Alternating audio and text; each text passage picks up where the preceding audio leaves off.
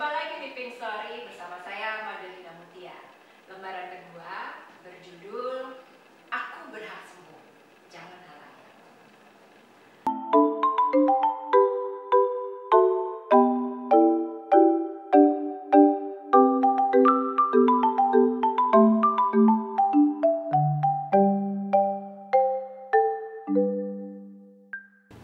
Nah, hari ini saya ditemani Niawati. Nia salah satu survivor di Lapim. Nia udah selesai treatment kan ya? Tapi nanti kamu yang cerita sendiri ya teman-teman ya. Gimana nih cerita kamu selama ini sejak awal terdiagnosis kanker payudara sampai hari ini ya? Boleh cerita ke teman-teman? Halo, aku Nia. Aku anak pertama dari 4 bersaudara. Kenalan dulu ya, Mbak. Iya, udah kenal. Anak sulung? Iya, Sama loh, aku juga. kita sama-sama anak pertama. Aku mau sedikit cerita tentang perjalanan kanker payudara. Jadi, baru tepat satu tahun yang lalu, di bulan Juni 2022, aku tuh merasa puting aku tuh perih awalnya. Dari puting? Iya, dari puting sebelah kanan. Terus aku masih mikirnya aku gesek bra aja kali atau kecapean. Tapi kok lama-kelamaan tuh muncul benjolan di payudara kanan aku. Akhirnya karena aku parno, aku langsung datang ke klinik. Terus dokter klinik itu langsung ngasih rujukan untuk bertemu dokter bedah umum di rumah sakit. Ketemulah aku dengan dokter bedah umum. Terus aku cerita kalau aku tuh pernah menyusui anak aku. Jadi aku punya anak. Anak aku umur 3,5 tahun pada saat itu. Lagi lucu-lucunya. Iya. Nah, aku pernah menyusui anak aku, cuman dulu tuh menyusuinya cuma 1 tahun karena aku harus LDR dengan anak aku. Dan aku pun pernah mastitis. Jadi payudara aku bermasalah. Terus dokter tuh masih mikirnya tuh, oh mungkin masih ada hubungannya sama si mastitis itu. Tapi ternyata mastitis aku tuh sebelah kiri dan yang sekarang tuh sebelah kanan. Akhirnya dokter bilang, ya udah kita USG dulu aja ya Mbak. USG, tapi ternyata hasil USG-nya itu benjolannya semakin membesar dan dia tidak bergerak. Dokter bedah umum itu langsung ngasih rujukan ke rumah sakit yang lainnya karena di sini tidak ada dokter bedah onkologi. Pindah rumah sakit lagi nih. Ketemulah aku sama dokter bedah onkologi. Pertama ketemu si dokter itu tuh dokter langsung nanya, kamu berapa tahun umurnya? Aku bilang kan 24 menuju 25 dok. Udah punya suami dan anak? Udah dok. Terus dia tuh langsung bilang, ya udah kita dibiopsi ya, dioperasi untuk pengambilan si sampel di payudara kanan aku. Terus dia tuh bilang gini, langsung bilang gini, kalau misalkan hasilnya tidak sesuai yang diharapkan, kamu siap ya untuk angkat payudara. Itu aku itu juga. Nah, itu masih berpikiran positif. Enggak sampai segitunya. Orang aku baik-baik aja. Jadi tuh sakitnya tuh cuma jarang banget nih sakitnya, nyut-nyutan doang. Itu pun kalau misalkan aku capek gitu, aku masih mikir positif.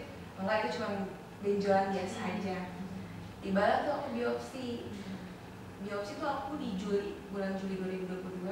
Hasilnya Agustus, tanggal 5 Agustus aku masih ingat banget. Dokter tuh bacain hasil aku. Tapi ternyata hasil aku tuh aku kanker payudara. Pada saat itu aku ditemuin mama aku tuh ketemu dokter. Terus tapi pada saat itu aku nggak sedih, nggak apa, jadi kayak ngeblank aja gitu, kayak ini harus gimana nih, kayak masih mikir begitu. Terus dokter tuh langsung besok kemo ya. Jadi 6 Agustus tuh aku langsung kemo pertama. Aduh, dari situ tuh kemo pertama tuh mama aku masih ada kan, jadi mama aku tuh tinggal di kampung. Pada saat aku biopsi, mama aku kesini karena nggak ada yang ngurus anak aku. Jadi pas kemo pertama aku ditemenin mama aku tuh pagi-pagi kemo.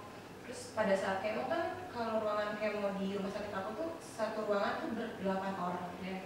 Terus mama aku tuh keliling bed. Dia nanya ke yang udah kemo, apa setelah kemo tuh efeknya apa? Ada yang bilang, pokoknya macam-macam deh. Ada yang bilang demam, ada yang bilang sembelit, diare, pusing. Pokoknya kayaknya tuh semua rasa sakit tuh kayak disebutin sama mereka satu-satu. Itu pada saat itu aku belum ngerasa apa-apa tuh, masih santai, enggak lah, aku mah nggak begitu.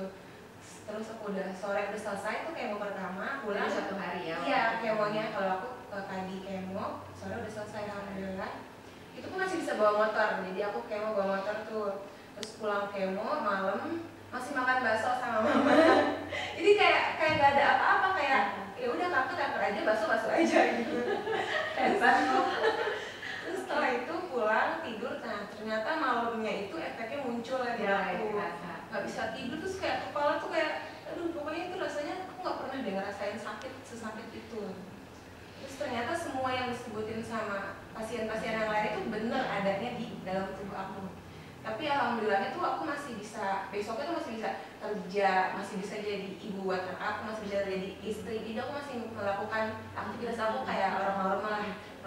Jadi waktu ibu kamu ke pasien-pasien tanya soal efek-efeknya, beliau cerita ke Nia. Iya. Jadi aku dengar juga kayak Nia nanti gini kata mamaku. Enggak lah, anaknya kuat, sok kuat aja depan mamaku. Padahal dia udah worry sendiri kan. Terus efeknya emang muncul di aku. Nah, apa efeknya selain yang panas dan pusing? Panas, pusing, bibir pecah-pecah, terus tenggorokan sakit banget kan. Terus kayak makan apa gitu nggak ada rasanya gitu. Tapi aku tetap makan, aku tetap, kata dokter kan udah makan aja apa aja, yang penting ada yang masuk. Pokoknya aku tetap makan. Terus yang pertama udah berjalan tuh, terus mamaku tuh langsung pulang ke kampung karena aku bilang kasihan orang rumah di kampung kan, masih ada adik aku dan sama bapak aku, jadi aku di Tangerang di sini sama anak aku sama suami aku. Terus berjalan biasa, normal, aku masih kerja kayak gitu biasa. Pas mau kemo kedua, jadi jeda antara kemo pertama sampai kedua itu 21 hari kan.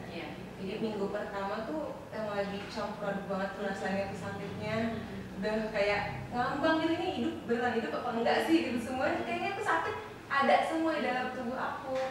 Lengkap. Iya. Minggu kedua tuh masih udah normal nih, minggu kedua udah normal, minggu ketiga tuh mau kemo lagi tuh kayak aduh udah mual duluan nih.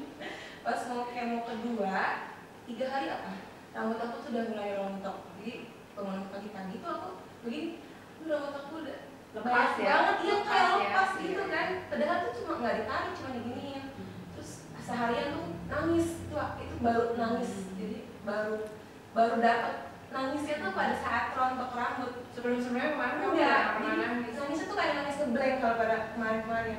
Pas rontok rambut tuh aku langsung mikir di film-film gitu. Aduh aku mati nih gara-gara kemo udah kemana-mana kan. Terus rontok, aku mikir daripada aku rontok terus berantakan, aku nangis lagi, ini aku kesalon aja deh untuk botakin. Jadi ditemenin sama anak aku kesalon. Jadi pas kayak karena ibu kamu udah pulang. Udah pulang. Suami ada gitu ya, ada.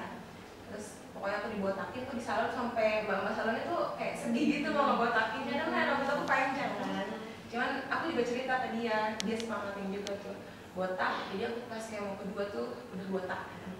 Kemo kedua sampai ke-6 alhamdulillah semuanya berjalan lancar. Jadi kan kalau misalkan sebelum kemo dan sesudah kemo tuh harus cek darah ya. Jadi HB, leukosit kan harus normal ya, biar bisa untuk kemo nanti.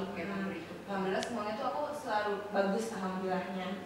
Aku pun kemo masih bawa motor itu, jadi aku kan kemo 6 kali. Kemo pertama sampai kemo ke-6 aku selalu bawa motor pulang pergi. Jadi ditemenin itu cuma kemo pertama ini sama mas, selebihnya aku sendiri. Iya, sendiri. Itu nggak lemes nggak waktu pulang dari rumah? Lemes sih, sampai suster rumah sakit tuh minta nomor handphone aku. Jadi mungkin takut aku pingsan di jalan atau gimana. Jadi aku ngabarin kalau udah pulang, mbak aku udah pulang ya, udah sampai rumah aman gitu. Terus kemo udah berjalan tuh, aku tuh kemo dari Agustus sampai akhir November tuh selesai 6 sesi ya, jadi per 21 hari. Di waktu sela-sela kemo pun kalau misalnya udah minggu kedua, aku selalu nyempetin waktu untuk main sama kayak playground. Bahkan aku sempat ke puncak juga waktu itu pas masa-masa kemo, tetap jalan menjalani kehidupan kamu seperti biasa aja. Ya walaupun sambil mual sambil kayak gitu, tapi tetap aku jalanin. Apalagi kan kurang waktu sama aku kan, makanya aku sebisa mungkin aku ajak dia main kayak gitu. Terus kemo selesai di November. Di Desember tuh aku berdoa gini sama Allah, aku nggak mau rumah sakit dong bulan ini. Aku capek pada saat itu, karena kebetulan banget tuh Desember tuh mau ulang tahun aku yang ke 25. Terus ternyata pas banget aku ke dokter tuh aku tuh ngabulin, aku tuh leukositnya rendah banget 0, berapa gitu, sampai dokter tuh bilang aku harus rawat. Terus akhirnya tuh ternyata tuh aku COVID pada saat itu di Desember tuh, terus nggak ketemu dokter kan, baru ketemu dokter tuh di akhir Desember, jadi ulang tahunnya udah lewat nih. akhir Desember ketemu dokter, terus dokter langsung bilang gini, ini ternyata hasil kemonya tuh nggak bersih, jadi harus diangkat payudaranya sesuai yang saya ucapkan dulu. Terus ya udah dok, aku cuma gitu doang kan, aku nggak sedih karena aku udah tahu kalau ujungnya tuh aku bakal diangkat, jadi aku udah siap pas kemo itu, jadi diangkat dulu, kemo aja bisa, pas diangkat nggak bisa, kayak gitu kan akhirnya. Tapi pokoknya iya banget kamu. Jadi Januari kan operasi selesai, masa penyembuhan tuh 1 bulanan. Di Februari aku dirujuk untuk radiasi di rumah sakit lain lagi, jadi rumah sakit di Jakarta. Waktu itu kan aku rumah sakitnya Tangerang kan. Nah karena di Tangerang itu kurang lengkap, jadi aku udah ke sana radiasi 30 kali tuh aku Februari sampai ke April. Setiap hari kan? Setiap hari udah kayak orang kantoran. Jadi subuh-subuh aku berangkat dari Tangerang ke Jakarta, sore-sore pulang, setiap hari benar-benar kayak orang kantoran. Ya, izin kerja, untung alhamdulillah kerjaan aku bisa izin untuk 2 bulan ya. Jadi aku paling kerja untuk monitoring aja dari jauh gitu. Terus radiasi April selesai radiasinya, setiap hari tuh aku ke rumah sakit.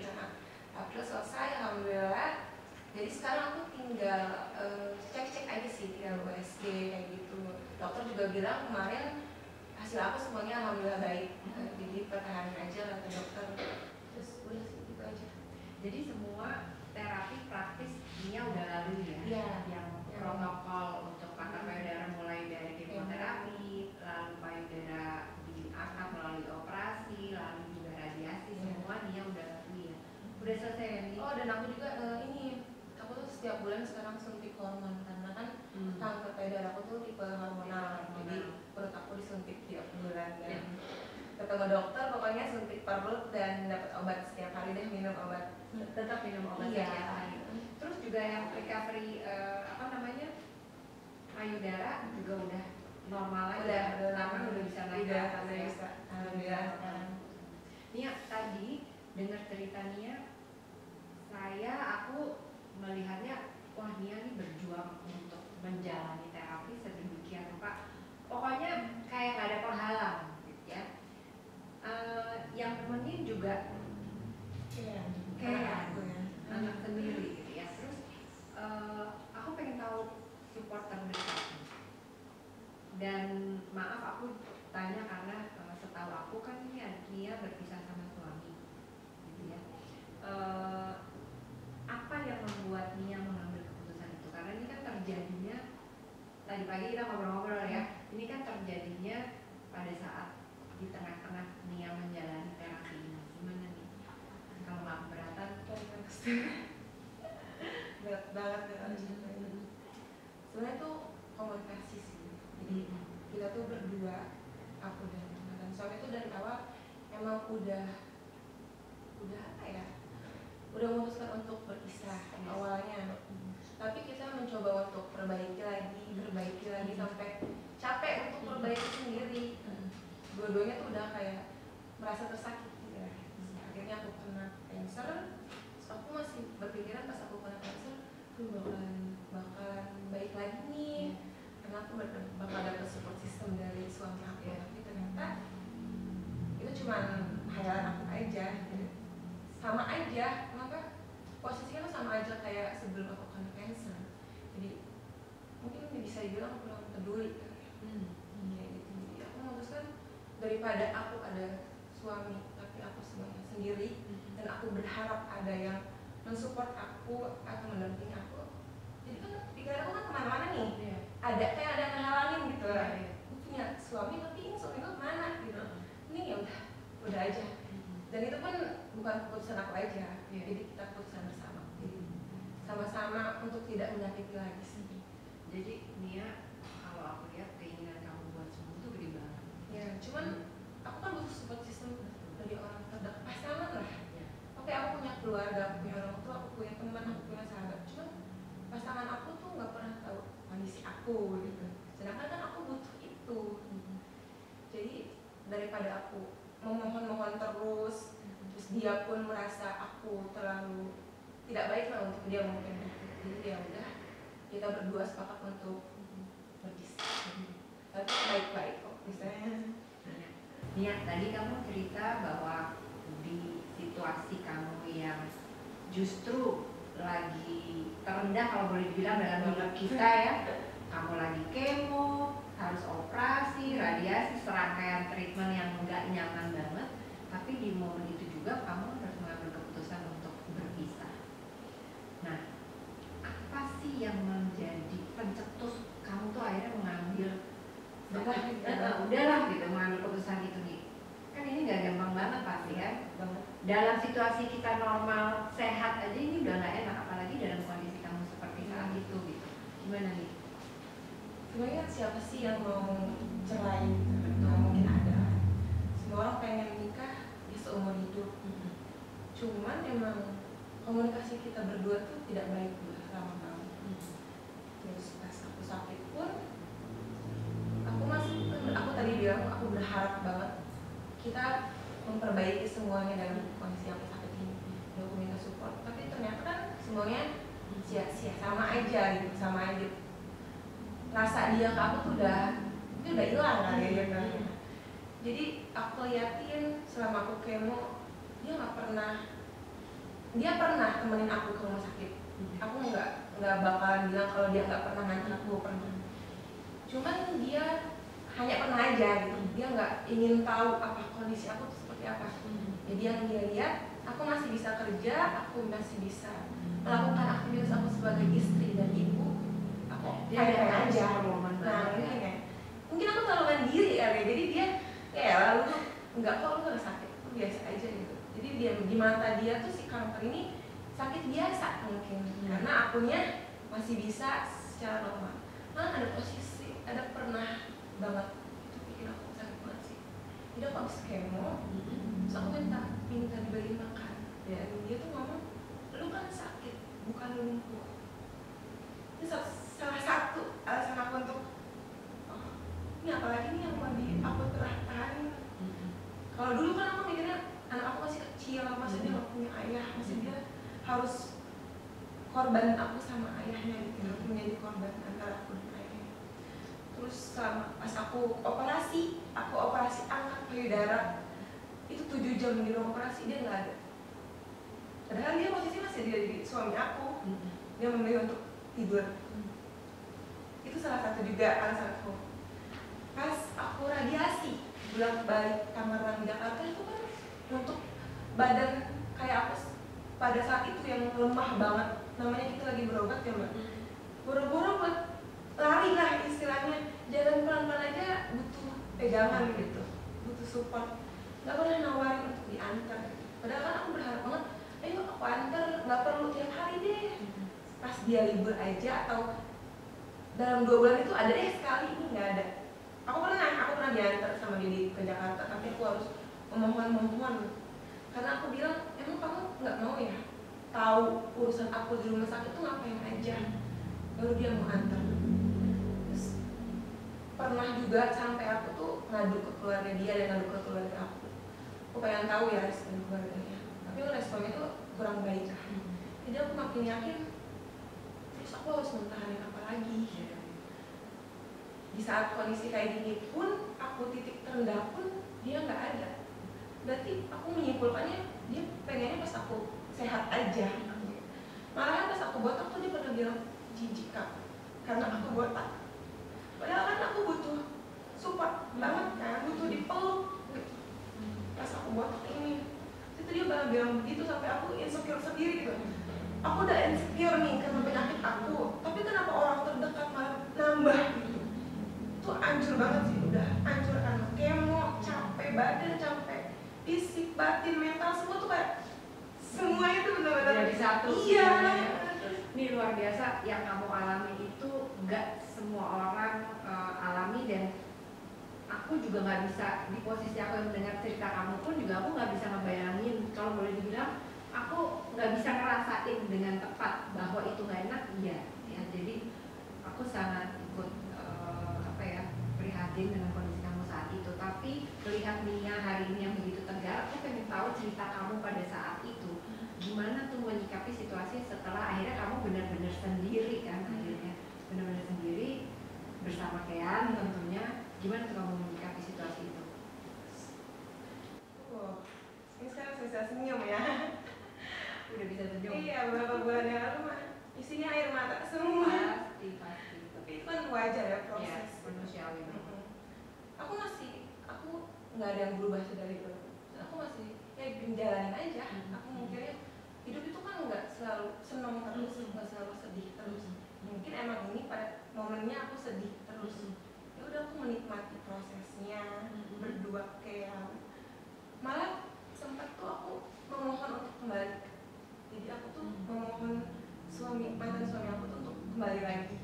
Karena dia tuh baik banget. Dia tuh laki-laki yang aku temuin, dia pokoknya baik, sebaik itu sama aku. Mungkin karena emang kita udah tidak sepaham aja, makanya udah beda pemikiran. Jadi aku sampai sempat mikir untuk balik lagi, untuk ngajak dia balik lagi, tapi emang dari beliaunya udah nggak mau. Karena emang keputusan di awal kan keputusan berdua makanya. Jadi aku Kean sih, faktor utama yang bikin aku kuat tuh Kean orang tua aku, keluarga aku, sahabat aku. Terus aku tuh pengen gitu orang tahu kalau aku tuh bisa jalanin semua ini walaupun sambil tertatih hati, sambil nangis, sambil ngeluh, sambil pokoknya hancur banget. Kamu tadi tetap jalan aja, pokoknya harus sembuh ya. Pokoknya di otak aku harus sembuh. Aku pengen orang tahu kalau misalkan kanker tuh nggak langsung mati kok, bisa kok. Walaupun keadaan mental, fisik, batin ada penyebab lain gitu, masih bisa melakukan treatment itu. Walaupun emang pengobatan kanker kan parah banget, aku belum pernah ngerasain sesakit ini kayak diobatin kayak kemo kayak gitu dan panjang kan, berat banget kan. Cuman aku pengen orang tahu kalau misalkan dia tuh bisa kok dilewatin ya. Udah lewatin aja, nggak apa-apa, mau sambil ngeluh, mau sambil nangis, mau sambil jungkir balik istilahnya, mau sambil nggak tidur atau apa, udah makan aja, jalanin aja. Ini aku jalanin aja sih sekarang. Kamu pengen sembuh dan sebenarnya kamu berhak untuk sembuh. Tapi juga mikir orang tua aku kan, bapak aku kan sakit ya, memang kecelakaan. Terus aku mikirnya bapak aku aja berjuang untuk anak-anaknya. Aku nih salah satu anak pertama lah tulang punggung keluarga juga. Aku pengen aku masih bisa hidup kembali normal lagi. Aku pengen ada di samping Kean terus-terusan. Aku pengen bantu orang tua aku. Masa aku mau terpuruk terus-terusan? Kan nggak mungkin. Nggak apa-apa mereka mau tahu aku sedih, nggak apa-apa. Aku emang nggak bisa mengungkap menyembunyikan, aku nggak bisa. Pokoknya aku kalau orang lain aku cerita. Karena kalau mendem sendiri kan, aduh sakit banget. Perlu diekspresikan kan, kita perlu ekspresikan kesedihan kita, dan setiap orang memang beda-beda. Kalau kamu memang bisa mengekspresikan ya udah, nggak apa-apa juga. Story Instagram aku tuh, emang nggak suka kadang baca lagi, lebay sih ini apa-apa di update. Tapi dengan aku update tuh aku kayak enggak gitu. Cuman itu salah satu cara kamu kan, itu salah satu proses aku ya untuk sampai sekarang ini aku sekarang udah happy banget. Aku ikut senang. Dari tadi kan kita udah cerita soal Kean. Nah, aku pengen tahu dong cerita soal Kean dan terutama peran dia nih di kesembuhan kamu gimana? Kean tuh masya Allah. Ya aku sering ketemu kan, kamu kalau kita ketemu dia pasti ikut ya. Dia tuh pokoknya tuh dia tuh, aku tuh bersyukur banget. Aku kalau nggak ada Kean di hidup aku nggak tahu deh aku kayak gimana sekarang. Itu anak baik banget, perhatian, pengertian. Jadi dia tuh nggak pernah ribet. Kayak Umurnya berapa nih ya? 3 tahun setengah. Tapi Berarti waktu kamu terdiagnosa dia baru 3 tahunan ya? Iya baru mau 3 tahun ya. Pokoknya dia tuh nggak pernah nyusahin aku sama sekali deh. Makan nggak pernah ada yang namanya mogok makan kayak istilah anak-anak lain, itu nggak pernah. Aku tuh ngerasa kayak sekarang mau 4 tahun tuh nggak pernah disusahin sama dia, malah aku yang nyusahin dia terus. udah sekolah dia? Dia baru bimbel gitu sih. Dia tuh selalu sering banget ikut aku ke rumah sakit. Ikut kamu ke rumah Iya. sakit kalau apa lagi kemo atau nemenin entah itu aku mau cek lab, entah itu aku mau ketemu dokter, dia selalu ikut. Terus kalau misalkan ketemu dokter kan dari pagi sampai sore tuh aku di rumah sakitnya. Itu kalau aku kan bawa motor ya, berdua sama Kian di depan. Kalau pulangnya tuh dia kadang suka tiduran di rumah sakit, karena kan di rumah sakit kan banyaknya ibu-ibu ya, jadi dia tuh ngerasa mungkin banyak nenek-nenek di sana dia, jadi dia betah di rumah sakit. Iya, dia tuh seneng banget main, kayak aku banget deh. Terus pas kalau pulang tuh dia suka tidur di jalan, aku bonceng di depan, jadi aku gempit pakai kaki. Bahaya banget sebenarnya, cuman mau gimana, nggak ada pilihan, nggak mungkin dong aku titip ke yang ngomong dia ada yang ngomong sebenarnya tetangga aku, dan mau juga dititipin, cuman diri aku yang nggak mau. Maksudnya waktunya kebanyakan sama yang ngomong daripada sama ibunya. Mumpung bisa, dan mumpung ya rumah sakitnya kan nggak selalu, maksudnya emang tidak baik ya buat anak kecil ke rumah sakit, tapi keadaannya itu, lingkungan itu masih bagus lah buat bawa kayak dia, masih memungkinkan. Jadi selalu aku dan bawa, kayaknya juga nggak merepotkan, happy kan, selalu happy. Dia tuh nggak pernah nangis di rumah sakit. Pokoknya dia tuh bener-bener aku nggak tahu lagi mengekspresikan kerennya dia deh pokoknya. Itu keren banget, bikin semangat kamu sembuh. Tapi ada satu momen tuh yang bikin aku sedih sampai sekarang tuh, aku tuh lupa kemo keberapa.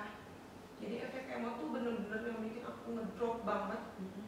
Aku nggak bisa masak, emang jarang masak sih sebenarnya, cuman biasanya kan suka beli gitu bawa motor. Nah ini tuh aku bener-bener nggak bisa bangun gitu.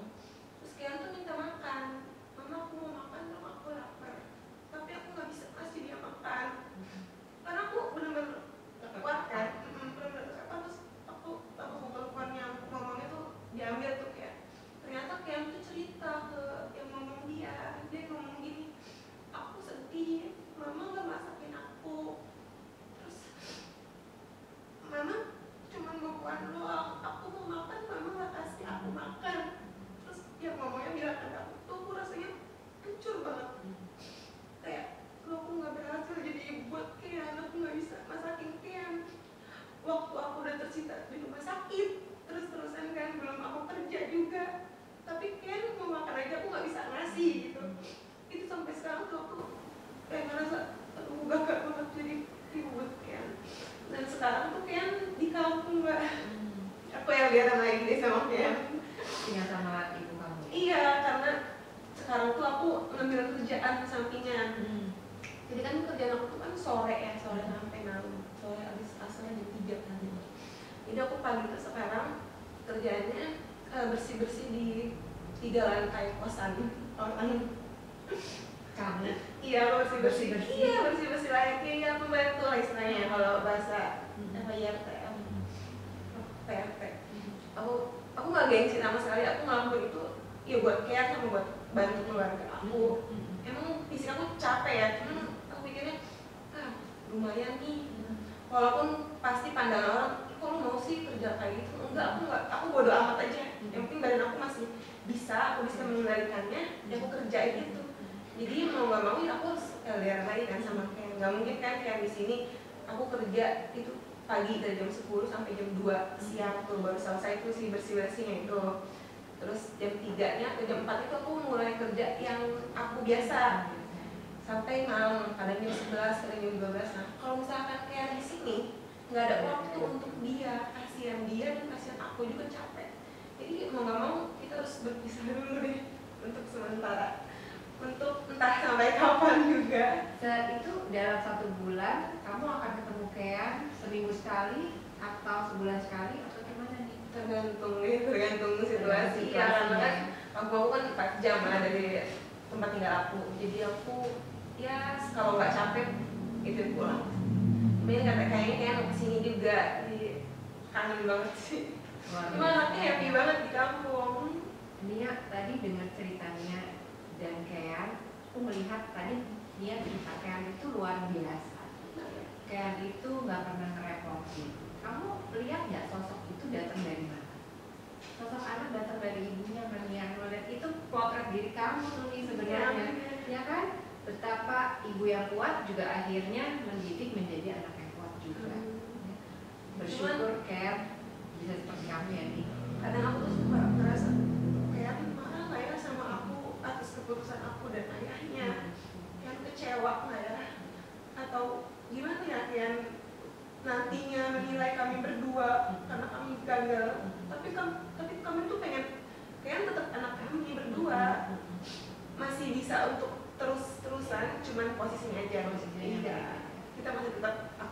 mamanya dan ayahnya ya tetap ayahnya.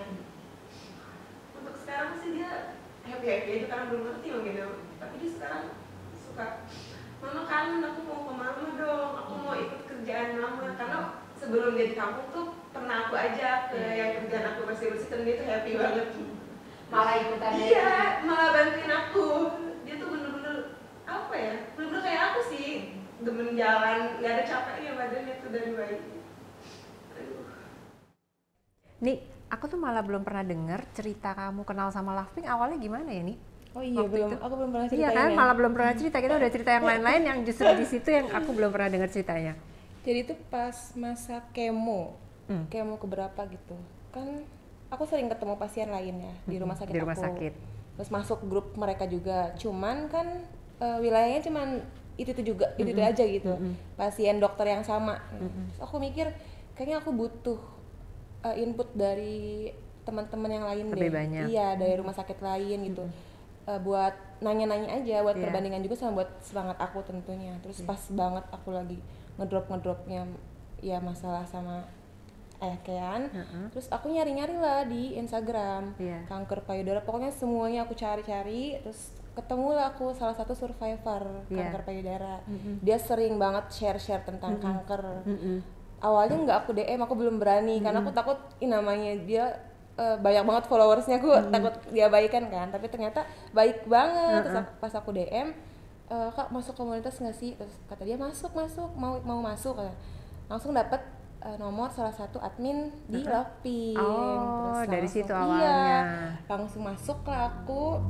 Aduh, seneng banget. Pas banget aku masuk tuh langsung ada acara kan. Itu posisi tuh aku acara apa ya waktu itu? Yang lagi radiasi, yang di itu loh, yang di Simatupang, yang di rumah sakit ya waktu itu gathering ya. Itu aku baru sebulan atau beberapa hari itu. Pas banget aku masih radiasi. Posisi aku masih lemah sebenarnya. Cuman aku maksain pengen ketemu karena kan belum pernah ketemu ya, baru ngobrol-ngobrol di grup aja, suka nanya-nanya kondisi ini makannya apa atau gimana gitu, baru sharing-sharing di grup. Cuman kan kalau belum ketemu belum enak lah. Akhirnya ketemu tuh di acara gathering. Apa yang kamu rasain waktu ketemu itu? Seneng banget. Terus aku langsung mikir, aduh aku abis kehilangan satu orang dapetin 1000 orang. Masya Allah banget, rezeki banget. Seneng banget dengerannya. Iya, itu benar-benar salah satu obat dari masa proses aku. Karena kan yang masalah yang kemarin itu, jadi kan aku butuh temen dong, nggak mungkin kan aku sendirian aja. Jadi bener-bener ketemu sama orang-orang hebat di Loving tuh bener-bener aku seneng banget deh. Teman-teman seperjuangan iya, dari yang muda sampai yang tua tuh ada semua, keren-keren banget orangnya dan semuanya tuh baik-baik kan. Terus pokoknya tuh aku pengen ya semua orang yang kena penyakit kayak gini tuh harus cari deh komunitas. Tuh penting banget karena salah satu keluarga oke lah support kita, tapi kan keluarga kita nggak semuanya ngerasain apa yang kita rasain. Beda sama komunitas. Kalau komunitas kan isinya tuh rata-rata sama. Pernah ngerasain, ada yang sedang ngalamin, ada yang sedang ngalamin. Terus kan kita kalau kita udah ngalamin kita bisa sharing juga. Betul.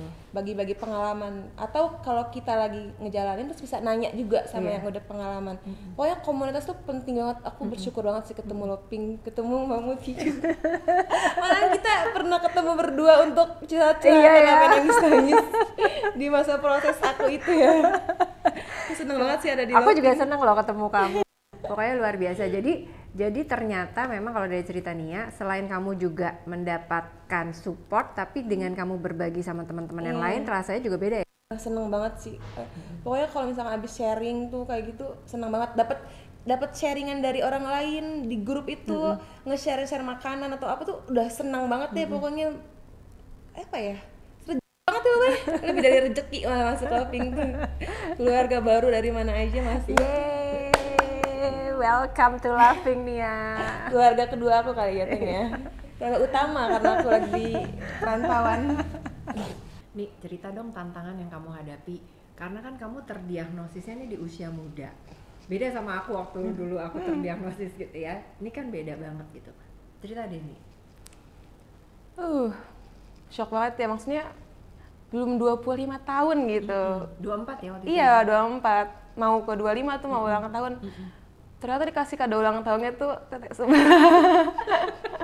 Payudara sebelah. Terus pas ketemu dokter nengok kanan kiri kok ibu-ibu semua, nggak ada yang seumuran aku. Tapi aku balik lagi bersyukurnya jadi banyak ibu, jadi di mana-mana banyak ibu karena emang pasien kanker kan banyaknya berumur, tapi kan nggak semuanya. Nah, ternyata dia pun yang usia muda terdiagnosis. Iya benar. Terus udah gitu aku masih muda ya. Tantangan yang aku sampai sekarang masih kepikiran tuh, aku tuh masih insecure sama tubuh aku. Karena kan udah diangkat ya payudara kanan. Terus mikirnya tuh udah payudara kanan kan udah nggak ada nih, umur aku masih muda. Terus aku pun disuntik hormon kan, yang bikin hormon aku tuh berantakan lah aku. Sehingga harus menopause menopause dini lah. Terus pokoknya tuh aku bisa nggak ya jalanin tubuh aku sendiri nih. Jadi aku penerimaan ke dalam diri aku tuh agak sulit sih. Sampai sekarang tuh masih kadang suka nangis. Duh kenapa aku sih kan? Masih suka kayak gitu. Cuman aku kadang kalau setelah itu ngomong lagi, nggak bisa lah, bisa. Terus kayak misalkan nih, emang sekarang belum ada kepikiran untuk dapet cowok lagi ya, belum ada. Tapi ya, kan kita nggak tahu ya ke depannya. Aku butuh sosok pendamping kan. Aku nggak mau nutupin semua ini sih. Jadi kalau misalkan ada orang yang datang ke aku, dia harus tahu dari awal nih, aku tuh begini loh keadaannya. Aku bukan cuman janda anak satu lah, istilahnya bukan cuman itu, tapi aku payudara aku tinggal satu, aku kanker payudara, terus aku menopause dini, dan dokter pun kan bilang aku bisa hamil lagi atau enggaknya tergantung 5 tahun nanti ke depan ya. Jadi nunggu 5 tahun lagi, gitu. Nah, dimana usia kamu udah bertambah ya 5 tahun dari dan sekarang. Kan susah ya cari cowok kayak gitu, maksudnya aku mikirnya dulu ayah Kean yang baik banget kayak aku, Kean pun bisa gitu kita untuk berpisah dalam keadaan gini. Gimana orang baru bisa nggak nerima aku? Cuman berjalannya waktu nih sekarang kayak ada orang yang deket sama aku ternyata nggak seburuk itu loh. Ngasih tahu kalau kondisi aku tuh kayak gini tuh nggak, mereka tuh bisa menerima kondisi aku bahwa yang lagi nganter kamu. Ketemu di mana? Aduh udah ya, kita sedih-sedihnya udahan ya. Aduh rahasia lagi ketemu di mananya. Ya enggak. Doain lagi dia jangan kabur. Takutnya nggak kuat sama aku. Terus kerjaan juga aku mikir, aku kan sering banget izin kayak sakit ke rumah sakit kayak gitu. Terus kerjaan aku masih menerima aku nggak ya pasien yang sering banget ke rumah sakit, atau misalkan nanti aku berhenti dari kerjaan yang sekarang tuh masih ada kerjaan baru lagi nggak sih buat aku. Itu yang bikin aku masih kepikiran sampai sekarang, masih insecure gitu. Terus aku masih bisa nemenin Kean terus-terusan nggak sih gitu dalam kondisi aku saat ini. Pikiran-pikiran iya gitu pokoknya ya. pikiran itu selalu muncul, apalagi sekarang aku LDR. Terus aku waktunya kapan buat Kean? Aku pengen deh, aku capek gitu semuanya sendiri, harus kerja juga, cuman aku takut aku nggak kuat gitu. Kadang tuh mikir kayak gitu lagi, cuman alhamdulillahnya kan punya Allah yang balik lagi. Allah udah ngasih aku kekuatan kayak gini, masa nggak aku manfaatin gitu. Terus aku bersyukurnya aku masih bisa nemenin Kean walaupun sekarang nih kita harus pisah, tapi kan Kean harusnya paham ya kenapa alasannya untuk pisah sementara ini tinggalnya. Udah sih. Pokoknya sekarang jalanin aja, happy aja. Banget nangis, kadang masih ada nangisnya. Cuman nangisnya tuh paling 5 menit, ketawanya 23 jam gitu. Itu kamu pikiran apa tuh nih yang bisa menepis kegalauan kamu, pikiran-pikiran kamu tadi? Hidup masih terus berjalan, masa aku mau tetap di sini aja. Kalau misalkan nih ada orang datang ke aku, cowok lah ya, kita ngomongin cowok, datang ke aku terus pengen menjalin hubungan sama aku gitu, pengen deket sama aku, tapi dia nggak nerima nih posisi aku. Mungkin dia nerima Kean karena aku buy one get one lah ya istilahnya. Buy one get one. Jadi dapet Prian kan, jodoh nggak selalu sendiri ya, datang berdua pun bisa jadi. Tapi kan ini kondisi aku kan spesial. Aku tulang punggung juga, terus tulang punggung keluarga, salah satu tulang punggung keluarga. Terus aku pun kanker juga. Berat lah buat cowok untuk nerima kayak gitu. Kalau misalkan dia ngomong, ya udah nggak apa-apa. Aku nggak apa-apa banget nggak ada pasangan pun nggak apa-apa, yang penting Allah kasih jalan aku untuk ngasih rezeki buat Kian dan keluarga aku. Sekarang aku mikirnya kayak gitu sih. Yang penting kesehatan. Nah, kalau misalkan lu mau datang ke gue, ya lu harus terima gue dengan kayak begini. Lu nggak boleh bahas-bahas. Ya tetap ya aku yang selalu bahas penyakit aku, cuman jangan jadiin alasan gitu. Penyakit aku tuh jangan jadiin alasan. Kalau misalkan nggak mau, dari awal aja nggak mau, nggak usah ngedeketin, udah bikin aku kelpek-kelpek, ternyata ninggalin kan, sebel gitu. Intinya kamu mau sehat, kamu mau sembuh, dan kamu berhak untuk itu. Nah, jadi pokoknya kalau misalnya ada yang kalau ada mau orang datang baru atau orang lama baru, terus tapi dia menghalangi aku, udah jangan datang, nggak apa-apa. Aku begini aja juga, aku masih punya keluarga aku masih punya teman-teman aku, sahabat aku, semuanya aku masih punya keluarga. Nggak perlu ada pasangan, nggak apa-apa kalau misalkan dia datang, tapi cuman buat ngehalangin aku doang nih, aku mau sembuh. Udah sekarang kayak gitu aja, lu datang ya lu harus terima, ada gitu. Kalau misalkan kamu keren banget. Tapi nggak tahu nih masih ada yang menerima aku atau enggak. Semoga ya. Amin deh, dia masih kuat. Nih terakhir, ada pesan-pesan yang mau Nia sampaikan buat teman-teman di luar sana? Silakan nih. Buat diri aku sendiri, ya terutama pokoknya aku mau terima kasih banget ke diri aku yang selama ini masih ada rasa insecure-nya, masih ada nangisnya, nggak apa-apa, banget nggak apa-apa. Mau nangis terus-terusan juga nggak apa-apa, tapi harus tetap berjalan ya Nia. Buat semua orang yang masih diberi kesehatan dengan istilahnya hidup normal lah, bersyukur dulu lah. Boleh kita ngelihat ke atas tapi sekali lihat ke bawah, karena ya semua tuh ada masanya gitu. Intinya tuh jaga kesehatan, jaga pola hidup, periksa badan diri sendirilah ke dokter, nggak semenakutkan itu kok ke rumah sakit. Terus kalau misalkan untuk pasien-pasien kanker terutama ya, kita lagi bahas kanker, yang masih menjalankan kemo yang utama, aku tahu kemo itu berat banget. Tanpa kalian ngejelasin pun aku udah tahu gitu, rasanya tuh bener-bener seberat itu gitu, semua rasa sakit tuh ada. Tapi aku yakin kok kita tuh bisa ngejalaninnya, walaupun sambil nangis, sambil ngeluh, tapi tetap dijalanin tuh, berjalan aja terus. Lawan aja, makan aja, apapun makan aja. Karena aku mikirnya kita tuh nggak selamanya sedih. Kita nggak selamanya sedih, kita nggak selamanya senang. Mau orang yang sehat sekalipun pasti masa hidupnya tuh akan begitu ya. Maksudnya nggak sedih terus, nggak senang terus. Semuanya tuh bisa diobatin kok. Terutama pas kondisinya masih dini ya. Jadi jangan takut untuk ke rumah sakit. Kadang tuh aku sekarang tuh sedihnya tuh suka ada yang nge-DM aku ya, aku ada benjolan tapi takut untuk ke rumah sakit tuh aku sedih banget. Itu aku pengen temuin tuh orang itu, cuman kan nggak bisa ya, maksudnya nggak semuanya bisa aku temuin. Aku tuh pengen ngasih tahu ke mereka tuh nggak usah takut ke rumah sakit, diobatin, ikutin arahan dokter. Dokter tuh pasti ngasih yang terbaik kan untuk kita. Kalau misalkan mau menyimpang ke yang lain-lain tuh udah nurut aja sama dokter ya, fokus aja sama kesehatan. Karena kalau bukan diri kita sendiri, siapa yang mau sayang sama kita? Oke, orang lain, tapi kan tetap yang meluk diri kita sendiri kan ya kita. Iya. Setuju. Nia, terima kasih. Cerita kamu hari ini sangat inspiratif. Terima kasih ya Nia, sembuh, sehat, dan amin. Akan selalu bahagia bersama Kian. Teman-teman, dari cerita Nia tadi yang sangat inspiratif, kita dapatkan satu benang merah bahwa sedalam apapun kesedihan kita, seenggak enak apapun yang kita hadapi, tetaplah bergerak terus, tetaplah untuk maju. Seperti Nia tadi, Nia juga menghadapinya dengan tertatih-tatih, tapi dia terus bergerak maju. Jadi Nia punya kualitas diri yang memungkinkan dia melakukan hal itu. Tapi sebenarnya kita semua juga punya yang namanya kontrol diri. Ajak dan latihlah kontrol diri kita untuk dia juga bisa melakukan apa yang mau kita lakukan yang selaras dengan pikiran kita, dengan situasi yang kita hadapi. Apapun halangannya, hadapi, terus bergerak untuk menjemput kesembuhan. Sampai jumpa di Pink Story lembaran berikutnya.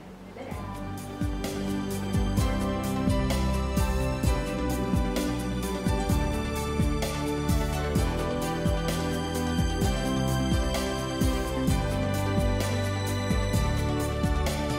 Don't